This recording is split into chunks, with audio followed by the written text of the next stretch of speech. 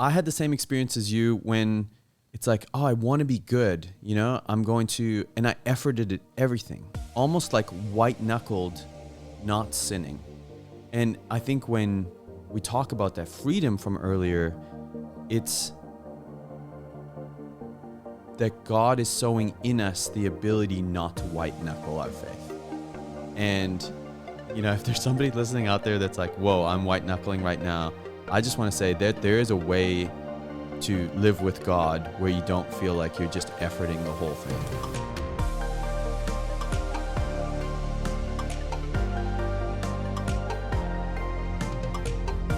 Hey, Tim. I'm so excited that we get to talk again today. We chatted probably a few weeks ago offline, and I'm excited for us to replay some of that conversation on the podcast, but also just to get into some new stuff and just riff in a conversation with you. But thanks for saying yes and being on the podcast. No, it's good. I'm looking forward to our conversation. I mean, we've talked about it a little bit. You know, we have so many mutual friends, and I think I think you had said this too, it's true of me. You've been like one of my suggested friends on Facebook for forever, because we're just so interconnected in ministry and you know, kind of the Catholic world and stuff. So it's it's been great getting a chance to kind of catch up a little bit and talk about. Really impressed, deeply impressed with the work you guys are doing at Glass Canvas, and excited to dive into it more today. Yeah, if Facebook knows that we should be friends, then we probably should be friends, right? I trust their algorithm to kind of, yeah.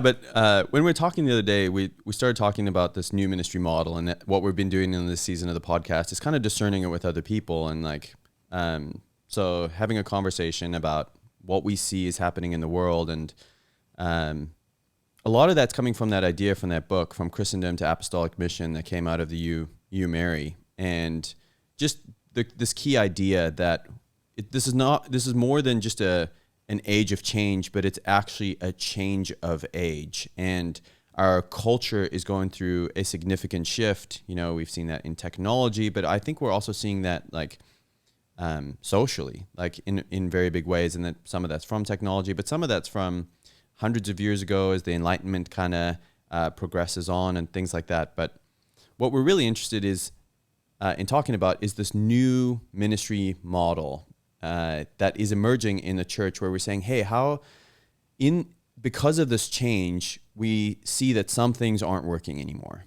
And it's not that they're bad, but it's that they're not effective in what we're kind of living through ourselves. And so it's a new ministry model in that it's not new in any sort of doctrinal way or that it's some sort of new revelation, but it's new in that our age is new, and it's a ministry model in the right ordering of relationships according to the kingdom of God. And it's a model in that it's a modality of how we live our lives and structure what we do. And you being a strategist in your day job, I think it's a fun conversation to start. So I'm gonna pose something that I've noticed, and we can kind of go from there. I think we're moving from being in a guilt-based culture to being in a shame-based culture. And what I mean by a guilt-based culture is that we used to have a really strong sense of defined authority, right? And because we have defined authority, and that there is trust in sort of institutional authority, and and I'm not talking just in the church. I think as culture as a whole, we trusted sort of the fathering of culture that was happening on us. But now that's kind of all gone away for a whole bunch of reasons. Some of it is like scandal. Some of it is as technology evolves, the shifting of power from older people to younger people. As we've kind of gone through this generation, we've been the ones who are leading the charge in knowing more about how to relate to the world that is emerging, like in technology, than our parents did. And I think that there's probably dozens of reasons beyond those two. But the interesting shift is that we're no longer trying to keep sort of this societal father figure happy by keeping the rules that have wisdom and knowledge and wisdom and in them, and feel guilty when we're not meeting them. But instead, we're trying to keep our peers happy. And there's a huge difference between trying to keep a father figure happy and keeping a peer happy. One is like I'll feel guilty if I break the rules. The other one is I don't actually care about the rules and I'm just going to live my life anyways. And what that leads to is sin still has an effect on our lives, because sin doesn't bring life. And so when we feel like life is not thriving, you say, like, what is wrong? We don't say when I can't say this is what I did and it was wrong, I need to fix that. Instead, we just start feeling something is wrong with me. That's the difference between moving from guilt to shame. So I think that's a fascinating like sort of observation. And I've been reflecting on how does the kerygma have to shift in that scenario? Yeah. So I don't know what you think about that. Yeah, no, I mean, there's like 8 great insights in there. I mean, I think it's probably no accident that Brene Brown's TED Talk on shame, which was, came out like a decade ago or more, is like the number 2 or number 3 most viewed TED Talk of all time, right? Like, I think probably in some ways, if you want to understand our culture, you have to understand the dynamics of shame. Like that's this kind of, it's always been a universally, kind of a ubiquitous experience. But I think your observation about because of like what's driving some of this like prevalence of shame is that peer-to-peer evaluation thing. Like that's how I understand myself. And you're right. Like sin has an objective impact on us. It's not like sin stops mattering. Like it stops impacting my nature just because I feel differently about it. Right. And you and I probably both know it, right? Like we're both, kind of on the younger side of culture still in so many ways. And like a lot of our peers, what I think people think sometimes still is we live in this post-Christian moment. Like you're talking about this change of age, from Christendom to an apostolic context. And COVID's been an accelerant for all of these things, right? Where it's like, if we were, in many ways, I love that you guys are doing this kind of like discernment through prayer and conversation of like this ministry model, because that's how we're going to do it. Like when I look out at the landscape now, even from 3 years ago, it's like, I don't even know where everything's going to have landed. Like you see these huge disruptions, even in the way people invest, with cryptocurrencies and, like these are huge societal, institutional things that have existed for forever, right? The NASDAQ. And that's different now. Like people do, so these, I mean, we're still even sorting through the rubble a little bit of like what COVID has really accelerated. But like a lot of people I know, we live in Denver. It's a pretty, post-Christian, probably not as post-Christian as Vancouver, but, maybe the next tier back or something, and pretty post-Christian city. And like, a lot of the young people here who like, they're not rejecting Christianity the way they live. Like they're just living how they're like, it's not a lot of things. Our parents' generation, sometimes it was like, well, I grew up in this kind of guilt-based, my Catholic guilt complex. And now I resent that. So I'm rejecting that. And you talk to them and I grew up and we had the sisters and they were, hard on me. And so I want to reject, the way that that's not what people are doing right now.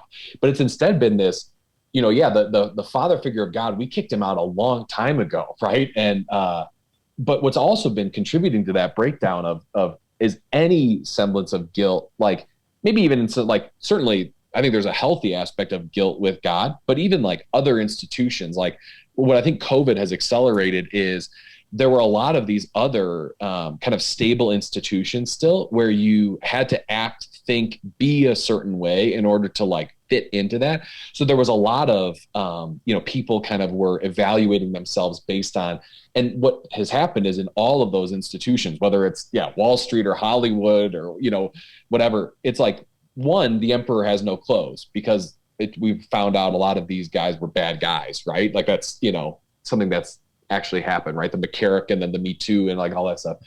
But even more than that, like you said, the power has shifted where it's like, I don't need them to approve of me in order to seek the things I'm seeking, which might be, broken kind of notions of happiness and money or fame or power or whatever. But like, I don't need them anymore. I can do it on my own because I have a nice camera and a personality or something, right? So it's completely. But what you're noticing, which I think is really interesting, is I think a lot of people are recognizing, we're casting off all of these institutions and how they've kind of like, structured and ordered our society. But what replaces it, the shame connection, I think is very kind of fascinating that the shame meter would kind of just keep climbing as those, which, and not saying those should remain, but we have to recognize too what's left, because the human heart, it will always be made for God, so sin has that objective content no matter what. Yeah. And you were talking about like, okay, these young people are like, they've rejected the church. And so in the absence of having like this place that says, hey, here's the way of life that leads to happiness, right? Like, and if you follow these rules, that's what's ultimately going to make you more happy. We've just rejected that. So what's left in its place? And I see the gap that we're finding right now is that everyone is being asked by culture, not the church, but by culture, to say, hey, okay, define your own meaning. Like, you do you. And I'm not going to judge you, because we're all kind of figuring out how to define our own meaning. And you define your own meaning by what you think is going to make you happy, right? And you talked about power. It's like, what if my happiness is actually in opposition to yours, right? And I feel like it's things like that the Me Too movement is birthed out of. Like, the people at the top had power, and they said, look, I want to use you for my happiness. And that broke. And in this way, like, when there's no divine order that we're kind of like saying, hey, like, I want to live according to like, a spiritual order, we're left with chaos in some degree. And it's like, now I'm like, oh, well, I'm going to look around to me. I'm not going to look up anymore. I'm just going to look around and go, hey, Tim, how do you think I should live? And am I meeting up to your standard? Do you like how I'm presenting myself to the world? And, right. It's exhausting. Well, it is. I mean, that's why people are so, anxiety, depression, all these things go up. And it's like, because in a lot of ways, like guilt, we don't want people to be doing things out of guilt, but it's a more positive emotion than shame, right? When you've heard it, probably like the Brene Brown thing. It's like, guilt is I did something wrong. Shame is I am wrong, right? And when I'm the arbiter of like what meaning, truth, how to live, how to find happiness, I'm also on the hook for that. So if I do all these things, I do yoga every morning, and I, try to get out into the mountains, and I'm like, because that's what I actually see here, which is really interesting, is sometimes that search for meaning and that making myself the arbiter, it can lead to like a very kind of mediocre existence where you kind of just eat a ton of fast food, and like, but it can also lead to this like hyper like searching after, like, people here just live like they're in the mountains all the time, and they're like, this is a rush hour here in Denver is like 4 p.m. because people are like, I got to get home and get on my 20-mile run, and I'm going to get into the do my bike ride. Like, people are really looking for a way to live vitally that brings. But when we, still experience those quiet moments, when all of a sudden we recognize, that like, I'm still like super empty. And in fact, like doing all this and even trying to live really well is not actually like touching the deepest places in me. If we're the arbiter of that, well, I'm also responsible for it now too, right? So I am wrong. There must be something wrong with me, and everyone else kind of gets this. They seem fine, right? Because we're all kind of wearing our masks, but like, I must be the one that just doesn't, quite get it. So I think that shame kind of thing and the lessons that it teaches it doesn't go away just because we don't feel guilty anymore. Yeah. And I actually think it changes how we communicate to our world. Like we talked about this kerygmatic shift. When I was sort of growing up, confession was talked about almost in terms of like, this is just an overall sense, it's not that, somebody came out and said this overtly, but it was talked about, oh, this is how you wipe away the guilt from sin. Yeah. And I was like, right. Okay, so I sin, I go wipe away the guilt, and I do that. And, in an unhealthy way, you kind of go, oh, this is the, I check the box of like, sin on, that's where this sin on Saturday night, confess on Sunday morning kind of expression comes from. And obviously that's not healthy. But I also think as that translates to what the core gospel message is, I actually think that there's a lot of hope that it becomes more beautiful in a shame culture. And here's why. Because if I can go, if Jesus just came to forgive my sins, and which is a reduced version of the completeness of the gospel. Hey, I'm a sinner. He came to die for my sins. And if I accept him, then I get to go to heaven. Right. And obviously no one tries to reduce it down to that simplicity. But in a shame culture, we have to actually go deeper, and we have to say, you know what? We had a relationship with a heavenly Father who was perfectly good, and his heart was on trial, and we put his heart on trial. We said he wasn't good, and our first father and mother, rejected the notion of being a family. So what was lost in that scenario was actually this connection with the divine. And Jesus then became man so that we could become divine again. Like we can become like God, and he will live in us. And you actually become a son and daughter of the Father. And I feel like the potency of that message is just incredible in my mind, as opposed to purely the sin. And there's parts of sin that come into that message as well, for sure. But really, now we get to talk about an identity change, not just a good standing status change. Yeah, I mean, I think that's, man, you make a lot of good points. That initial proclamation piece, we've been talking about ministry is critical forever, right? But I think your point's really keen, where we need a way of talking about sin that actually responds to a shame versus a guilt culture. And these are the things where it's like you talked about this change of eras. We're not like, even I would say like the principles are timeless. Like the proclamation of the gospel and focusing on initial, kerygmatic, messaging in order to like reach hearts. I mean, that's been around since Pentecost, right? Peter bursts out of the upper room and preaches the gospel, Now, what I think is interesting about what you just said is you're right. Like as soon as people hear kind of more like what they could conceive of as kind of legalistic sin language, I do think they shut down. Like that's just seen as kind of repressive religion, ideology, whatever. I'm not interested to it.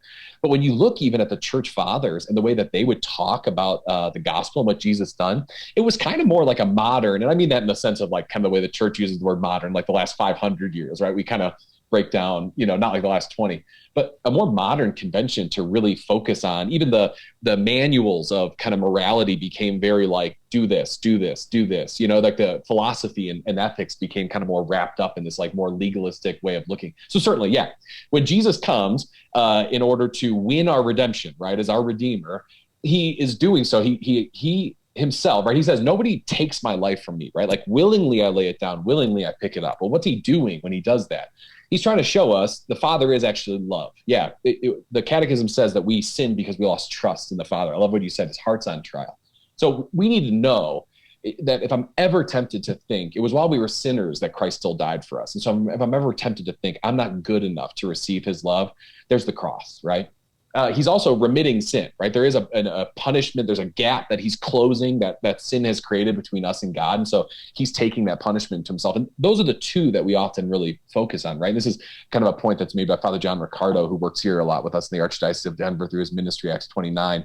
But the third that like the church fathers focus on more than anything else is that in sin, we've actually become captive to sin and death. Like there's a situation of captivity that is breaking me down every day of my life. And I'm not even aware of it. We've been taken from our Father's house.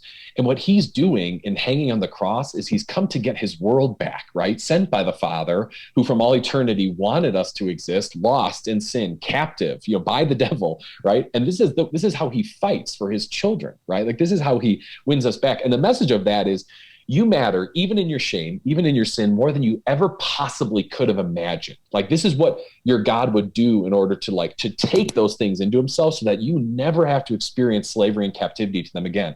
And what I think you pointed to, which I love, is the Catholic notion then of the response and the possibility of redemption that comes with it actually changes me, right? Like it actually does something to me in my nature where God became man so that man might become like God, right? Like it's not just, oh, my sin kind of gets wiped away, but it's actually like to my very core, I become something loved in my unloveliness. I then become something actually lovable, like worthy. And that is, shocking, right? Like what happened to Mother Teresa, what happened to John Paul II, because of their surrender, because of their littleness, their openness to that redemptive work of God, they're just total, like giving it all, abandoning themselves to him. actually changed them, like in their core and in their nature. And that's like, man, if anything could ever speak into that shame narrative, to me, it's that. Oh, and I think I love that you're like talking about like Christ came to set us free, you know, like from captivity. Or, you know, we read John 10:10 and it's like, I've come so that you can have life and have it to the full. And I feel like, I think there's parts of church culture, depending on where you are, that, you know, they get this right, but there's lots of parts that get it wrong, where it's like, we're not actually trying to live to the full. We're just trying to like live according to the statutes and the laws. And like, how do we like become good practicing Catholics, right? Right. Instead of how do we become free children of God, right? And as you and I experience this, like I had a conversion, I would say almost a conversion to Jesus first. And then it took maybe a decade later to have another conversion to the Father, which is kind of strange. But in the conversion to the Father, and I also think like our maybe this is prophetic, maybe it's not, but I think that in this new model, there's going to be a return to the emphasis of the fathering of God. Right? Like when I was growing up, it was very, I would say Jesus centric, you know, like, but I think that, and it's not, when you said earlier, like the truth is, it doesn't change. And like, it's not that the church hasn't been talking about these things. I just think throughout history, we've had different emphasis on, is the plural of emphasis, emphasize? Emphases or anyways. Mises. Yeah. Emphasize. I know that's wrong, I think. There's no way it's that, but it's, I don't know what it is. I'm not sure. But if we're going to be wrong, let's obviously be wrong, you know? Let's go 100 miles an hour wrong. Yeah. And I think it's like, even Christ the King, like, I don't understand what it's like to live under a king, you know? Like, interesting. I can kind of mentally assent to like, I love the idea of Jesus being my king and my Lord, you know? And I can understand in the terms of like how you framed it with John Paul II and Mother Teresa, like surrender, you know, like that's, you know, that I do have somebody who I can trust with my life and surrender. But there's times in history where different parts of God's character and nature and whatever have been emphasized in order for us to have more impact in our culture. And so I think the fatherhood of God, I do feel like this freedom is coming out too. And it's powerful. You know, you see the light come on in people's eyes when you're not talking about, you know, the sin stuff as the leading thing. Yeah, we're a culture that's been so let down by our fathers that we want to reject the authority of the father, thinking that that's the source of the problem. But it's like, no, it's broken fathers, right? Like it's like we actually need that fatherhood. That's how you can live freedom. It's only under the umbrella of like his authority, right? That you can like live the freedom that comes from being a child. And I mean, it's interesting too, right? Because if you look at Jesus's ministry, very father-centric, right? I've come to reveal the Father. The Father and I are one, right? Like, what is he doing? He's trying to reconcile us to the Father. Like everything nothing I say on my own is like, so I ask people sometimes, it's like, who's the central character of Scripture? And people, you know, God or Jesus, you know, it's like, you know, certainly, but it's like, no, this is the story of a father, right? The father creates. And then when his children are lost, he comes looking for them, right? Like this is it's almost like the show, This Is Us or something. You ever watch this show where it's like, Jack, I mean, he's my favorite dad of all time. He's just the best, right? And like, but he's kind of, you know, he's not in every scene. Like even, you know, he's gone now at some point, but it's like the whole show is about Jack and what happened in him and his marriage, what happened with him and his family. Like, even if he's not, I think it's the same way in Scripture, even the Spirit, right? The Spirit intercedes in our heart, crying out, what? Abba, Father, right? Like he is in so many ways, but for me, certainly the same way, where it's like, I had an encounter with Jesus in adoration, kind of like started living out the faith. And then I remember it was when I was studying abroad, I read Henry Nouwen's Return of the Prodigal Son. And it shook me. Like it was like this, it was like, oh, like I've been trying to be faithful. I've been trying to get holy, right? I've been trying to be good, you know, and really even be a saint. I would have told you, like, I'm trying to live a life to the full. But there was something about the way that God was positioned in there, where it's like, this image, right? This painting, it's all about the Rembrandt painting, you know, Return of the Prodigal Son, but also that story. And it's like, if this is something God is showing us about himself that Jesus has come to reveal, that's probably not the God I interact with. I don't experience probably that blessing on my life that would say, go be like, live a life to the full, like live an abundant life, have an open heart. I think my heart was, even though I was trying, to follow God, it was very cramped and fearful and kind of limited. It's like, just don't step outside of this box. Like that's, and at some point I think for a while that was good because it kind of helped me put away some like major sin in my life. But after that, it became like untenable. I just wasn't able to grow, kind of keeping myself in that more limited framework of how I related to God. Yeah, I feel like, man, as you share that, I have so many of the same experiences. Like one, I've asked people the same question of like, hey, who do you think the central person in Christianity is? And they always say Jesus. And I'm like, no, it's the Father. Even the way liturgy is set up, like we're actually presenting Jesus to the Father, right? Like, yeah. And once to the Father, through the Son, in the Spirit. Yeah. And the altar is to God the Father, right? Like Jesus right there on the altar. Anyways, and the prodigal son, like Rembrandt's, I served on a men's ministry team where that was the whole theme. We just had like giant projection of that. And in that retreat, one of my friend's dads, I felt like I was like, I'm doing pretty well. Like, go do like participate in like the altar call kind of stuff or the receive prayer. And here's a word for me. And then as soon as I'd prayed this thing, one of the things that happened in that retreat was my friend's dad just ran at me and like fell on my knees and he hugged me. And I was like, I had no idea what was going on, but I just cried, and like, I probably hadn't cried for 15 years before that point. And just being moved by the power of a good dad, and like the Father was definitely working through my friend's dad there who, it's really powerful, but I'm amazed at how many, of these same sort of stories and experiences that you and I have in learning God's heart, as a father to us and as a good dad. And if I'm honest, like all the things I still struggle with now, I want to go back to like, I had the same experience as you when it's like, I want to be good, I'm going to, and I efforted at everything, almost like white knuckled, not sinning. And I think when we talk about that freedom from earlier, it's that God is sowing in us the ability not to white knuckle our faith. And, if there's somebody listening out there that's like, whoa, I'm white knuckling right now, I just want to say that there is a way to live with God where you don't feel like you're just efforting the whole thing. Yep.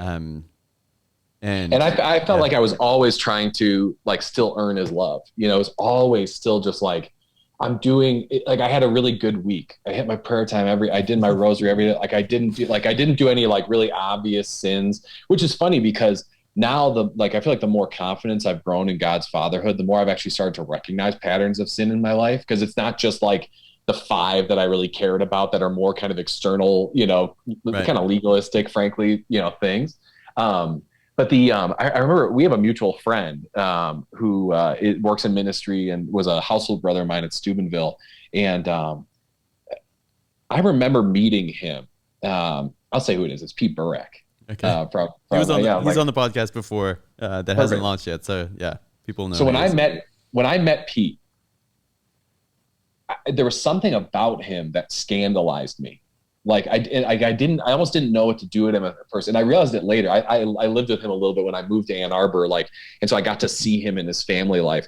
And it was recognizing, and I've told him this, I think I've actually even told him this on his podcast, but it was like, what scandalized me about Pete was his radical confidence that God was just like good with him.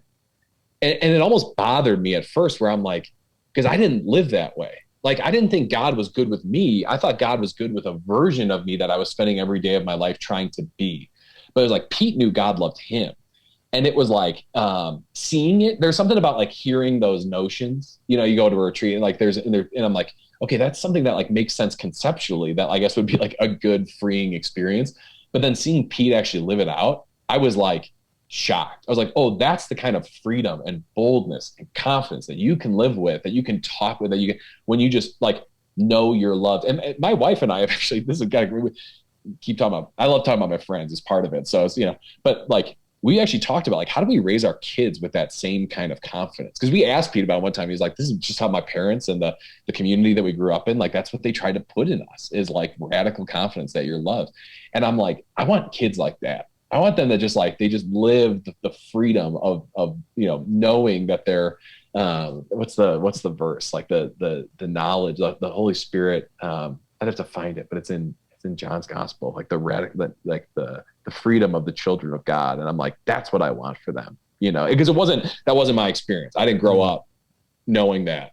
I think I've noticed it start to sink in more. It's still a battle I fight. It's starting to work, over time, but I'm like, that's powerful. That's a powerful way to live your whole life.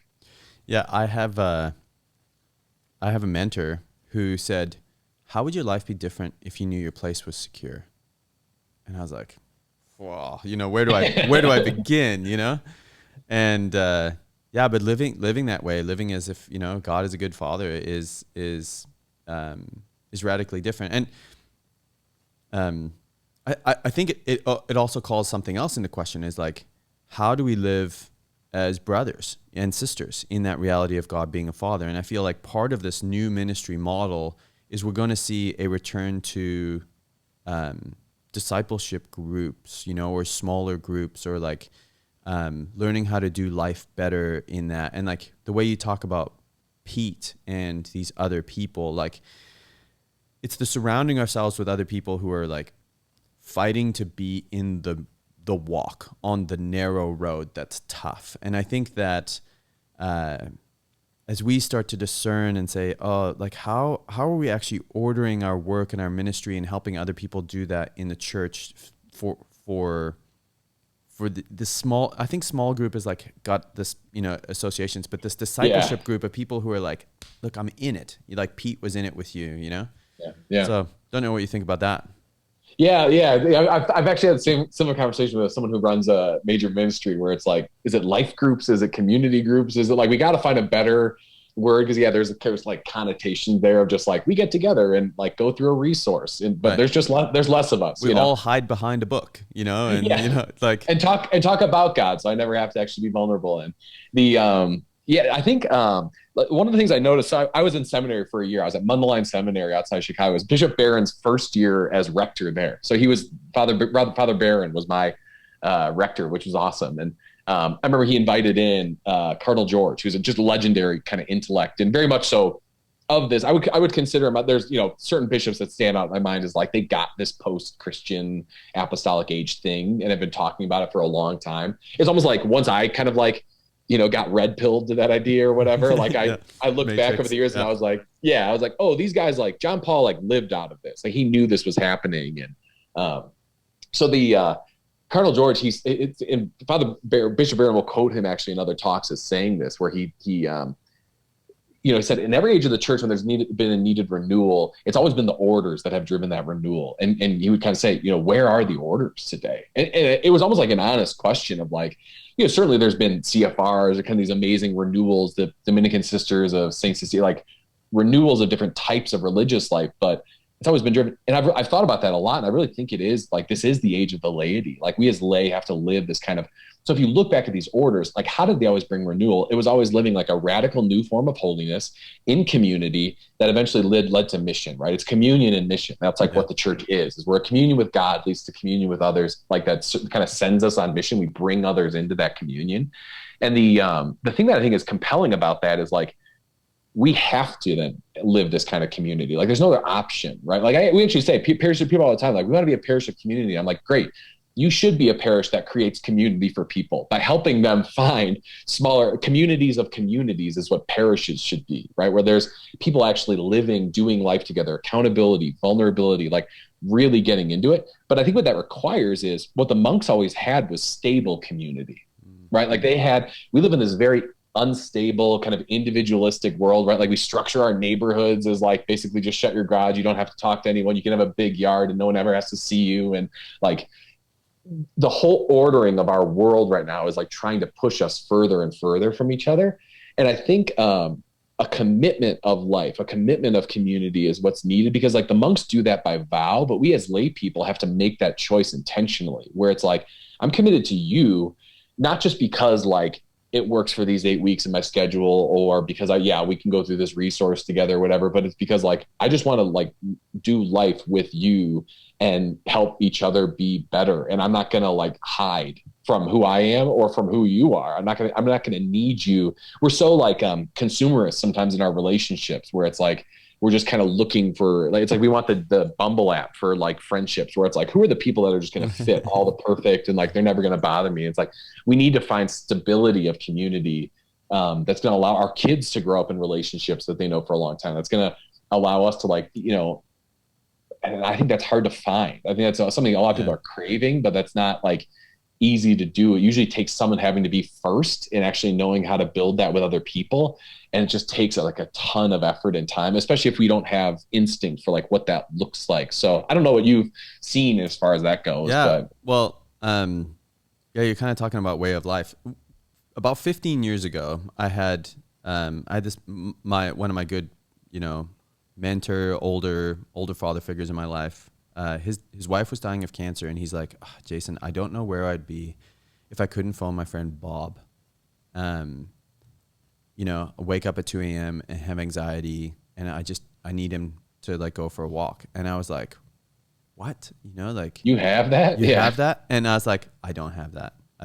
And I needed it. So right after having that conversation, I was driving home and I phoned 2 friends. I was like, hey, this is what I need. Are you in or you're out? And if you're in, it's every Wednesday for the rest of your life, And the one guy's like, well, every Wednesday? I was like, every Wednesday. And we've been meeting like every week, and like it's a limited group of people. There's 5 of us total, and we don't do book studies. We kind of figured out like that wasn't a way to grow intimacy with each other, and we just do highs and lows every week about like, hey, what's really going on. And sometimes one guy will just share, and that'll be the whole night, as just us like kind of pressing into where freedom is not breaking through, and recently, like we've also this idea has been stirring with us and people around us, and like sort of our larger group of disciples that we're walking with, is this idea of a way of life, this commitment to a certain lifestyle. And as our world gets so busy and fast, I think what's going to become deeply attractive to people is us slowing down, to reclaim like a holy Shabbat, like kind of mentality. I mean, watching The Chosen, and like I just love how they say holy Shabbat, like it's small aside, but it's funny, and it's self-deprecating. So I was like, man, this Shabbat feast must be amazing, like they talk about it every episode. I think it's this like one big feast, like maybe it's around. And like my wife's like, no, Shabbat is just Sabbath, and I was like, oh, I'm such an idiot. That's awesome. That's awesome. Anyways, so like every 7 years they they're all preparing for it and whatever. I was like, this must be amazing. Yeah, it's just Sabbath. Anyways, so my ignorance comes out there for a second, but it's this way of life, like silence, solitude, slowing. Those are things the world is desperate for, and as we start living them, I feel like we become more and more attractive to them. Yeah, it was interesting seeing like I mean, definitely this point has probably been over, made in some ways, but the kind of the quarantine, and how that, I know it's still going on some places, but like how many people, everyone went into it and everyone was like, oh, we're all gonna like, and like all these people came out of it and they were all like, they had lost a ton of weight, and they were like, everyone was like fat or fit.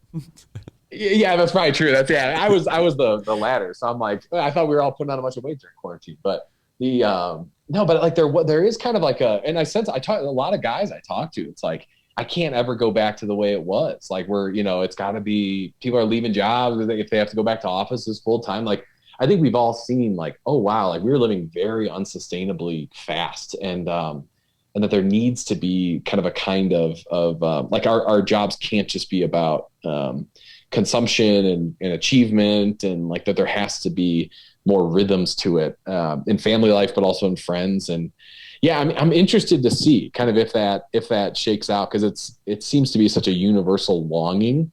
But it's also the thing too of like solitude is always like the monks didn't go into the desert to find themselves; they went to find God, and that's kind of one of the hard things, right? Is like, hopefully, if more solitude and slowness creates, like availability to kind of self-reflection, then like there would be more of a looking for something that could kind of satisfy some of those holes. But it can also be scary, right? Like it's also easy or comforting or tempting to stay fast, because like the unreflected life is comfortable sometimes, right? It's not worth living, but it's also like not always going to prick my conscience or my interior life the way other things could. That's cool that you have that. I think that kind of, that's something that like everyone needs. It's also, we have to show other people that way of life. Like we have to teach it, right? Like there's a way of bringing people, they have to see it. It's caught, not taught.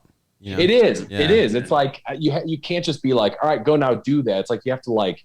I know there's some churches that even like evangelical churches that have kind of broken down, into a kind of small. Basically, like they exist as like house churches, and they kind of like people grow into these house churches, and then they kind of split, and I'm like, there's an interesting kind of thing there, because it's like you can't just say to somebody, hey, go build like intentional community if they've never tasted it. But then there's always that tension of like, but that's also you and your 5 buddies, right? You can't just like go invite 5 randos into it. And like, there's a gas mask that you're all needing to wear as well too. So there's always a tension there, I think. I don't know how we do that. Yeah. And a lot of like I've been inspired by, we've done work with St. Paul's Outreach, which they're obviously centered around consecrated communities or households, and households, like, but not the campus side, like even just the staff, like Gordy and those guys, like they're still living in community, like they like covenant communities. Sorry, I said covenant communities where they're they're making these clusters of like houses within a neighborhood, and it's like it's so much easier to go, oh, that's what I want when I see it. As opposed to theoretically going, I want that. It'd be nice to have people who were close and things like that. But how do we see more? And I'm sure that it extends beyond just community, right? I think I want insight into people who are hearing God's voice more in prayer. Yeah. Like, can I just be a fly on the wall as you're doing that? And I think that's what we were designed. Like, we're supposed to be in community with older brothers and, older sisters who are saying, hey, this is a little bit further on the narrow way that I've discovered. And this is kind of how I got there. And here's where I started to like, hear God's voice more clearly. And maybe not you, but I always want God to just jack up the volume. Right. But what I think he wants me to do is actually increase my hearing by being quieter. Yeah. And it's like, oh man, that's just, God, can't you just communicate the way I want you to communicate? And but God has a personality, and he does know better than me. Yeah, I think it's interesting. Like for a long time, I would say sometimes along those lines of like hearing God.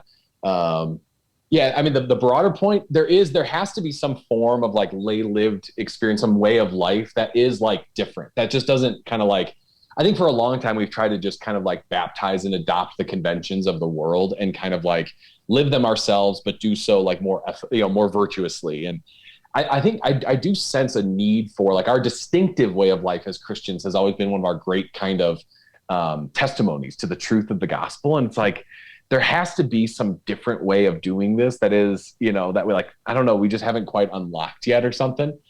But along with that hearing, because I think that's my experience, right? Like so busy, I can't hear God. And I would even say to people for a long time, it's like, well, God doesn't really speak to me like directly, like personally. He kind of speaks through, circumstances. Like he'll kind of, and then it's been interesting over the last year or so. I've kind of been thinking like, And he does. Like God will very clearly make his will manifest in my life, like through, very direct, this thing happened. And I'm kind of just like, I can tell when I'm following, like I can tell when I'm listening and when he's leading.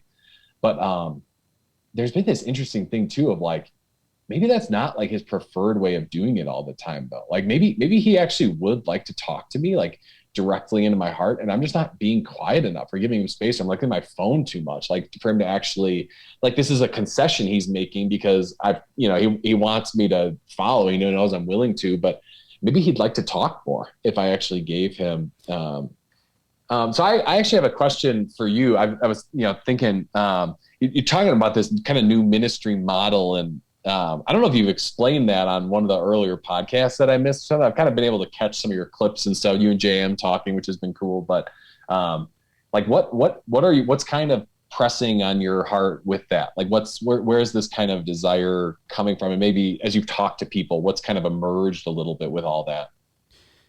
Yeah, it's it came out of prayer. I was just talking to this person that when the son's ready, the father appears. And this other guy, his name's also Tim, just said, hey, that feels like the old model. And I was like, oh, there's a new model, that's amazing. And it was around the time when we've always been in this discernment of like, how do we reach our culture, without compromising, without like doing all those things, but how do we actually love people to meet Jesus? We're missionaries at heart.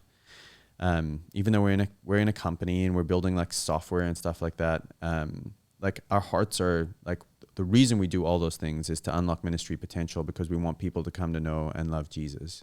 Missionaries who build software, not software engineers that are Catholic. Yeah. No. Yeah. We're like, look, we don't need to do software. Like I'll scrub toilets, if that like allowed us to like is do what the that gospel to required. Be more missionaries, and software just happens to be the thing.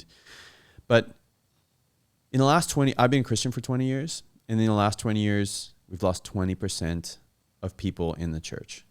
20%. So since I became a Christian, 20% has dropped in 20 Do you think years. It's your fault, or like, is that correlative or causal, or just kidding? I'm just kidding. So, maybe it's the rising tide of secularism. Yeah. Yeah. I mean, it's somewhat my fault because I'm, like,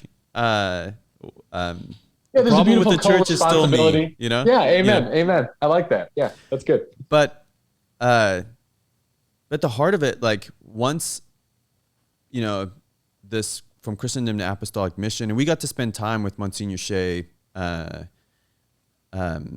of a year before he launched that book. So understanding like this awakening of the Catholic imaginative vision is just a powerful idea of like this idea of how to live culture well and things like that. But I think what's going on right now in this change of age is that we're rewiring how we do church, how we do ministry. And I think it could be a very profound rewiring in the same way where we went from like candles to electricity being the light source in our home. We figured out how to, what voltage we're going to wire through the homes, where we're going to put light switches, where we're going to put lights. And now when you build a home, you don't even think about it, right? Like it's just like there's a standard. And I think the same thing is true of if we all discern together and we discern well, we can see what the Holy Spirit is up to help us reach more people in our culture. And so that's where this like new ministry model discernment comes through. It's like, I don't want to do this alone, and I don't have all the answers. And you don't either, but if we talk about it, like maybe we can figure something out, we can share it, and like you can talk to Pete Burak, I can talk to him, like, and we can figure it out. And then there's lots of people who have a heart for saying, how do we remain relevant in our culture? And when we had the shutdown here in Vancouver, gyms were open, but churches weren't. And I honestly, I don't think that was a case of anyone going, look, I want to spite Christians. I actually just think it's the people who were making the decision said, oh, that's not really relevant to people. I 100% agree. Yeah, I think people saw it as like a form of persecution, and I think instead it was a statement of how irrelevant we've allowed ourselves to become to like actually how people's lives kind of. Yeah, I think there's a good point there.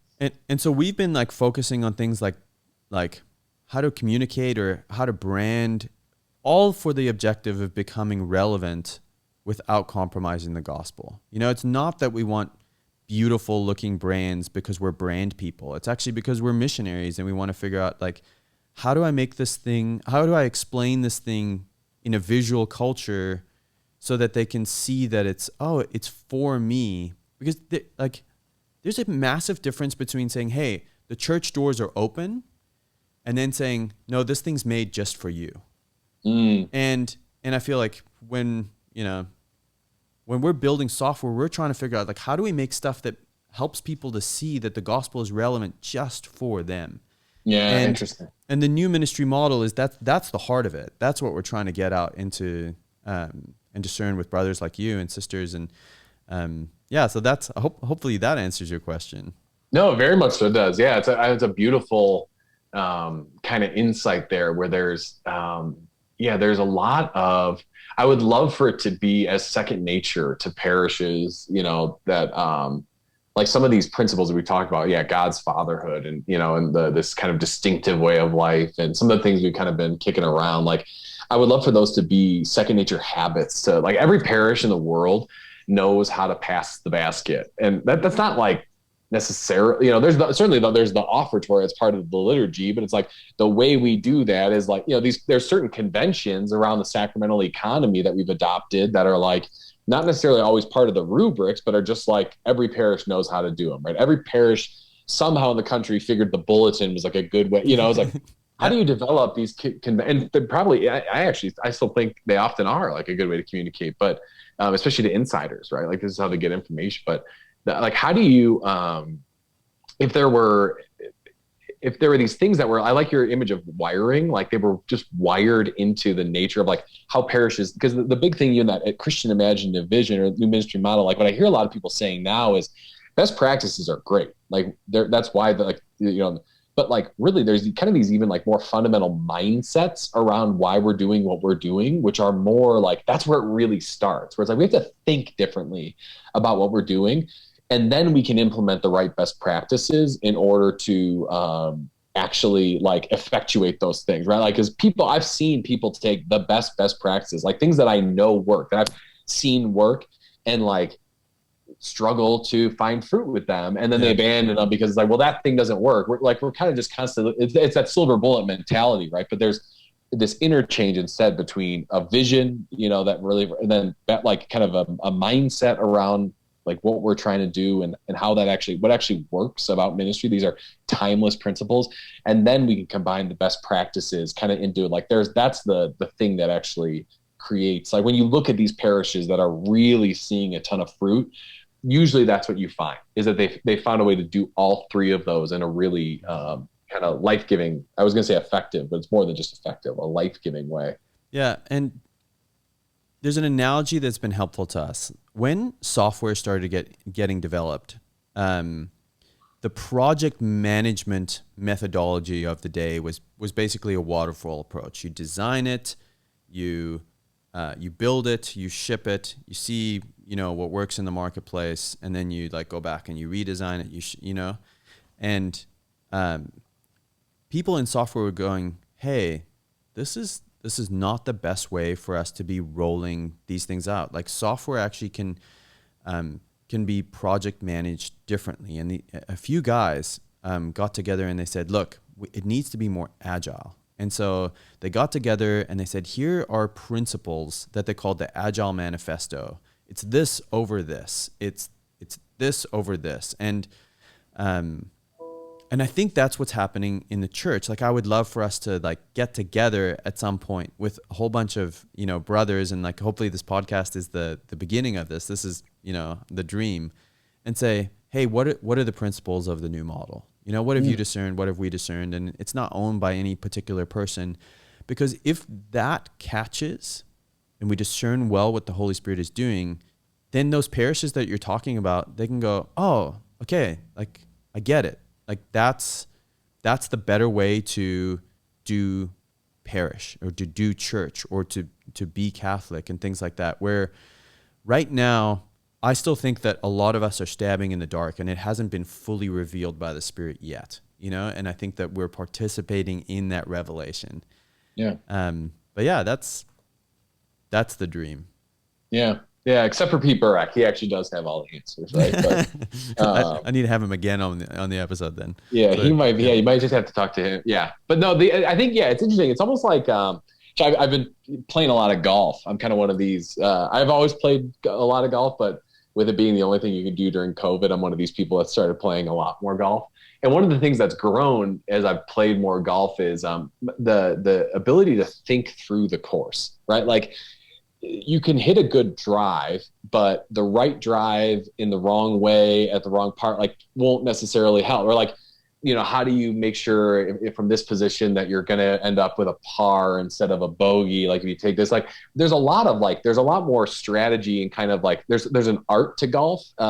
Even once you've gotten your swing down where like, you know what the club is going to do to the ball, there's still a ton of, they call it course management that kind of really needs to go into it. And it's very almost like kind of the agile process you described. There's these like principles that are somebody even had a book, I think at one point that was like, hey, if you like follow all these and can hit like semi-decent golf shots, you can pretty much like break 80 on any course, you know, because there's like enough variables and enough, but you need, even with, sometimes I think people do is because there are so many variables in ministry or in parish ministry and because it's Spirit led, we can try to do the just best practices thing where we over programatize it and just like roll out new programs and we're like thinking we're doing it. But we can also do this other thing where we're like, there's not really any way to catch where the Spirit will go. And it's like, well, no, like there's things that work and that don't work. There's things the Lord wants to do. There's a plan God has for parishes. And then there's not like, there are this, not this type scenarios all over the place in terms of, managing a golf course or doing parish ministry. And I think there's an interesting kind of project is like, how can you help people think through the